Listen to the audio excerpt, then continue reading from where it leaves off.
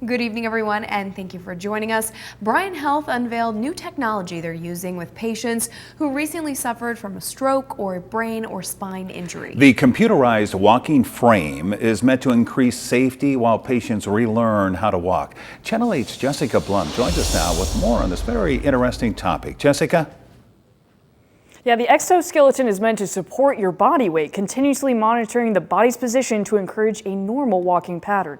Settings can be adjusted depending on the need, picking up or backing off to allow more control in the process. One Lincoln man reflects on how far he is today following the use of this technology just a year ago.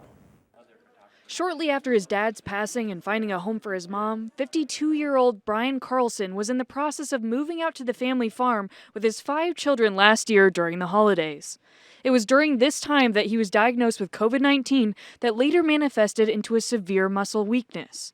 He spent time in the intensive care unit at Bryan Health, relying on a ventilator to breathe and laying completely paralyzed. I couldn't really lift my arms to feed myself. I couldn't get out of bed. I couldn't move my legs. I couldn't raise or I couldn't flex my toes. So they suggested this exoskeleton, something new that the hospital had been donated by the Eagles Club. He developed a rare neurological complication that alters the immune system to attack muscles and nerves. Carlson was one of the first patients to use a newer technology donated to Bryan Health by the Fraternal-Order-of-Eagles. It was with the help of this computerized walking frame that he regained strength enough to return to normal life with his kids and as a preschool teacher. I think once I tried it out and I realized that wasn't so bad, and then they say, okay, we're going to set a goal for how many steps we would try to do the next day, or hey, do you think you can make it to the end of the hall? Then I knew I was going to probably be able to get out of the hospital.